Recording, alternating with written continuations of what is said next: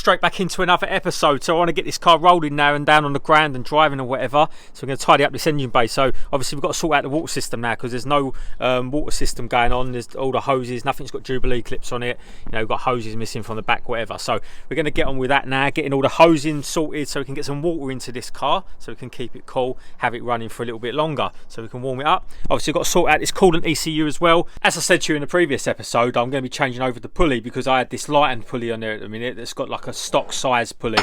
So this is the stock pulley, absolutely weighs a ton, and then they do like a lightened version which is the same size, but then there's obviously a lightened underdrive pulley, which is the one that I run, and you can see how much smaller that is, and everyone knows what an underdrive pulley does. It just takes the parasitic weight basically off of the alternator and that. So the problem is with running a stock size pulley without a tensioner is it rubs up against where the oil cooler bolts go.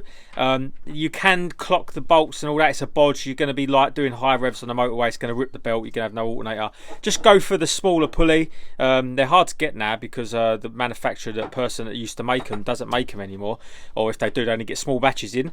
But if you can get one second hand, just run these on your car and you don't have to run any tension or anything. So I've just pulled the cam cover off because I had the usual leak coming from around here, because the cam cover was obviously been put on a long time ago, and the gasket had actually gone brittle over that time, so I've got a brand new gasket to go on it. I've also just took the cover off of this wiring harness because I've got a nice new one to go on there. Also I'm going to change all the bolts and everything over in the future for stainless, even the Jubilee clips. So you can see I'm just starting to do that now, changing for stainless, but I've got to order all the different sizes I want in that, because I'm fed up with bolts and that going rusty. So these are all brand new GM ones and stuff that I've got, and they just start going rusty. Even the Jubilee clips, they start corroding. So just going to change everything to stainless so it looks better. And I'm also still collecting all brand new clips while they're available from GM. I want everything on this car to be brand new. I don't want a thing on here that's second hand. So I'm just still collecting all the different clips and everything for the brake lines, fuel lines, whatever. And I just want to make it better than OEM. On to one of my least favourite parts about any build, and that's these CV joints. So this grease gets absolutely everywhere. You can see this split gator. I've had it stored up, so I ain't got no water or nothing in it. But I'm going to rebuild this joint up, pack it with more grease, make sure all the ball bearings are good. I like to use the stock CV joints, especially on the inner ones, because they're a lot stronger. So I'll give it a lick of paint as well. Got some new gators, as I say, and we get this looking brand new again. There just isn't any easy way to get rid of this grease other than get it over every item of clothing that you're wearing, in your mouth, in your ears, you know, going to sleep. It's all over your face. Inside CV joint all stripped down now. Just removed all the grease, brake cleaner it inside, and just going to give it a coat of paint so that we can make it looking like new. Going to go with the green, the same green that comes with the factory finish. So I just done a bit of etch primer, some iBuild primer on it, get some paint on it, and then rebuild this back up with a new CV gator. So the CV casing's all painted up now. I've got very good colour match to the original one, so they look pretty nice, and done it in enamel as well. I've just gone over the ball bearings and just checking them. You want to check there's no scoring, no rust or damage or anything on them, and the cage as well. Go over that, there's no cracks or anything in the cage, and then you can start rebuilding it with fresh grease. So there we go, that's one fully refurbished drive shaft. You can see the CV gator, brand new. Some people know I don't like using these metal CV clips because I like to be able to get them off a lot quicker. These are more of a one-use only thing. This one don't fit anyway. You can see the joints all nicely painted up, looking fresh.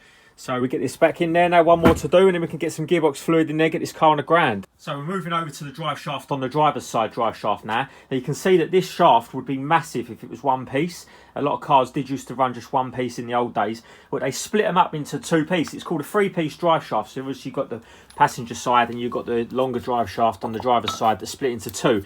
And this decreases torque steer massively, especially when you've got a differential. And it's why these cars do go in a straight line instead of pulling you all over the road. So what you're seeing here is about 6 hours work. Anyone knows about refurbishment will know that. You can see here, obviously the cup's been refurbished again. This is the secondary shaft, the one that splits into two on the driver's side. See, I've put on a new CV gator with clips. This clip's actually fit this time.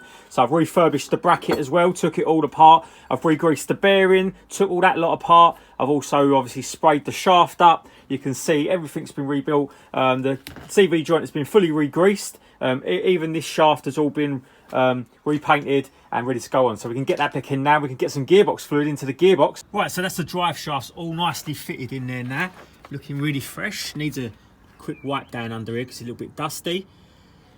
So we're looking good. Now what I've got to do now is get some gearbox fluid in this car, and I can get it down on the ground. Just got to make up some brake lines quickly for going over this chassis leg here, you can see. And then we can bleed the brakes, bleed the clutch. Right, so onto the gearbox fluid. Now, I only use Miller's Motorsport gear oil for these gearboxes because I've found these to be the best. Now, the 600 horsepower cars that I build all use this gearbox fluid. We've never had one break or strip a gear. The only thing that happens is synchros when you're shifting too fast at too high RPM, which is normal for a synchro box. Straight cut boxes, that don't happen. So you can see CRX LS, LS stands for LSD, which you don't need. Obviously, I haven't got an LSD in this box, it's a stock box, but we're going with the 7590, which is the fully synthetic oil. So for anyone who don't know these engines, the fill plug is right there. Now what I do is I fill these up 2 litres. It's about 1.5 to 1 3/4 litres to fully filled, but I overfill them. And if you've got a breather system on these, you can overfill them even more. So this is the last litre going in. All I do is I just fold over the top of the container when I'm filling it upside down, and that way it's not going to leak. When you get it in the hole, you can just fold it back. Easy enough, no spillage. Right, so I've just made up the brake lines. Took ages to make and ages to paint and prep, whatever, but they're going to look good under the car. So I used Cupro nickel again for the brake lines. Obviously used the bender and just simple tools, nothing special. Never use this crap. This is obviously copper brake line. It's absolutely useless when it comes to brake lines. This just looks terrible. Goes like a greenish colour when it gets salts and that on it. So this is the only stuff I'm using now, and you can just get a nice bender tool and it bends these into loveliest radius bends. You can obviously got 45, 90 degrees, whatever, and it just bends the brake lines beautifully. You can see how nice they come out, even complex shapes like this. So funnily enough, when it comes to brake lines, the hardest part is to get a straight section like this. You can see obviously when it comes in a roll, it comes like that. And it's very difficult to get it to perfectly be straight, and it obviously really annoys you when it's all wavy and whatever. So to get it to have a straight section is really awkward. Right, so I've just run all the brake lines across the whole of the floor. You can see this clip here is slightly different to these ones. This one clips in, this one doesn't. So I had to find that one separately. So I've got them all bolted in along here now. Also got all the brand new clips that go across the chassis leg. See this one and this one and this one, and I've just got to join it quickly across the rear beam. I've also got a new plate to go on the subframe here. You can see from there to the chassis leg. So I've not been able to find one for this side. I found a brand new one. You can see there for that side, but just not this side, but I found one now. So I've just made up this brake line. This is the one for the passenger side. Obviously they always rot across the rear beam, so I've just made up a section here. So this one's going to come off the ABS pump. So this is that plate I was telling you about for the passenger side that I finally found. Brand new GM one. You can see it replaces this nasty thing here, all rusted up and everything. So I've got both of them now. Looks fresh. Goes with the subframe, all powder coated up. So I also bought some of the bolts as well, brand new for the subframe. The only issue is with GM bolts like these is that they're all only just painted in this like silver coating. It doesn't protect them enough. It's not like a zinc coating.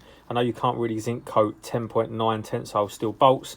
I need to figure out something to do to stop these rusting in the future. So we've just got VXR brakes in there at the minute, so 321mm with the bigger calipers. I'm just going to stick in these Frodo Racing DS 2500 pads that I had on my old setup before I went to Brembo's.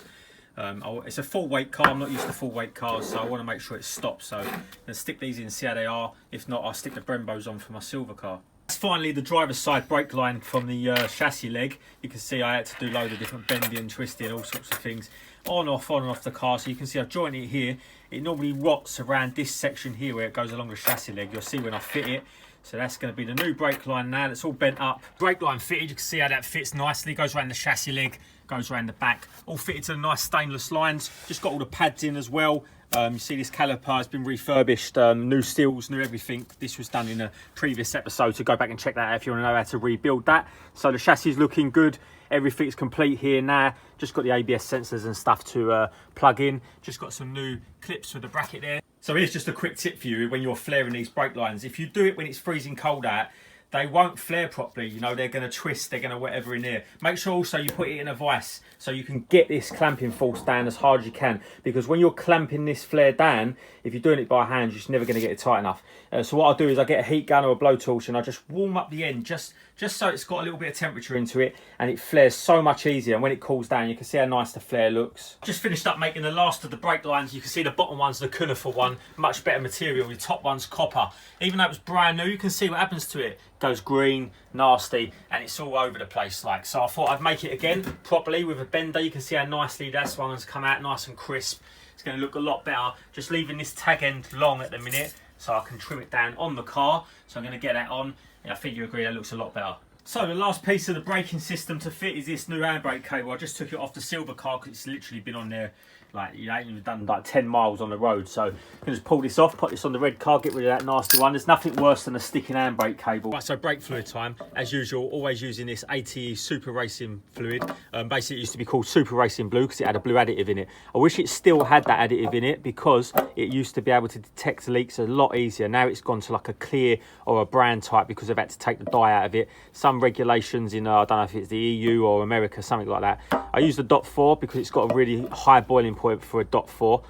You can see up here, boiling point. You can see the boiling point of this is 280 degrees Celsius, 336 degrees Fahrenheit. The wet boiling point, now wet boiling point, obviously you can see it's a lot lower. That is when the brake fluid has absorbed 3.7% of the water. So basically, obviously oxygen, air, it's all got water in it, and water then transfers into the brake fluid when you're opening the cap, shutting the cap, and when it's not sealing properly. So obviously the boiling point then comes down.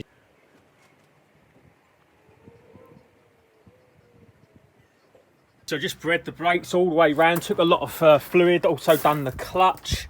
Clutch is all bled now, just got to wipe up a little bit of fluid off here, a little bit of residue. So we've got full fluid all the way around now, Super Racing Blue without the blue additive. Something that I did last night, but you didn't need to see because it took a long time to do. I swapped over everything from the rear end of the silver car to the red car. And the reason being is, all this was brand new in the summer, it's hardly done any miles. So all the backing plates, the discs, the pads, everything were brand new. The calipers ain't long been changed as well. And the problem is at the minute, I can't go out and get any parts. So I can't go and get new discs, new pads. I want to get the car rolling. Obviously we've got this virus problem at the minute. All the shops are shut. So you can see here, this is all the crap that I took off the red car. There was nothing really wrong with it. I just wanted to have all brand new stuff on it. So you can see these were all painted up before. The bearings and the hubs on this wasn't new. The backing plates wasn't new, and the discs were second hand as well. They were off another car that I'd done. So I thought I might as well swap it all over. As I say, I can't go and get brand new parts at the minute, so I have to make do with it. So I'm just going to pop these back on this car just to get it rolling. Well, so I've just stuck the wheels back on. I'll give them a quick clean as well because they was filthy. And now we're going to put this car down and get it on the floor. Finally, get it moving under its own steam. The clutch, just I'm going to go through the gears quickly while it's still up in the air. So this is going to be the first time that this car has moved under its own steam in about 4 or 5 years now, before it was stripped down. It's a low mileage car, but it was stripped out as a track car. So I had to put it all back together. You know, every single nut, clip, bolt that's been changed on this car, the bare shell. So this is the first time it's been moved. You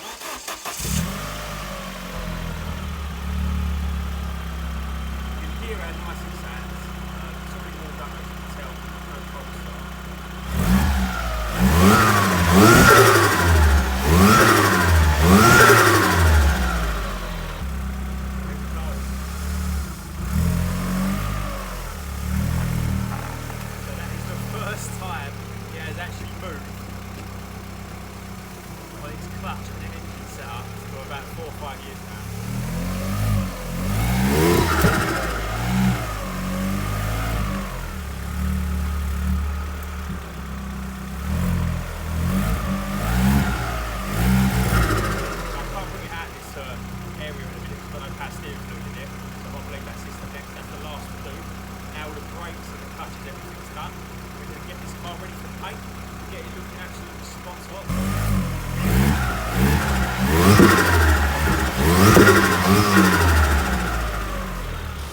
So if you enjoyed this episode, please leave me a comment in the comment section. I love to read the comments. I read them all. Don't think I don't. So if I haven't replied to you, that don't mean I haven't read them. Sometimes I leave a pinned comment, and if you smash the like button on the video and smash the like button on the comment that you want to see, it's going to take it to the top. We're going to see it even more. So in the next episode, obviously we're going to get the Evo on the channel. That's going to be the next video because that car's now running and finally going to be able to drive it on the road. Just take it for a test drive before we do the paint, just to make sure everything mechanically is good, which it will be. Everything's brand new. You've seen how that's been built.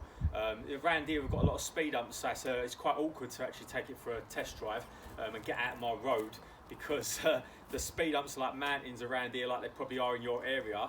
Right, so out of all the builds that are on the channel at the minute, which one do you prefer? Do you prefer the RS turbos? You know, do you prefer the GSIs? the Fiesta, the Escort, you've got the Evo, you know, Subaru builds that I've had on the channel. Which one do you prefer the most? Drop a comment in the comment section. If you haven't already and you ain't subscribed, subscribe to the channel. Go and follow me on Instagram, because you will see in my stories everything that goes on my Instagram goes on before it goes on YouTube, because obviously the editing process, it all takes a long time. So you'll see more up-to-date stuff on my Instagram. So go and follow me on there. Link is in the description.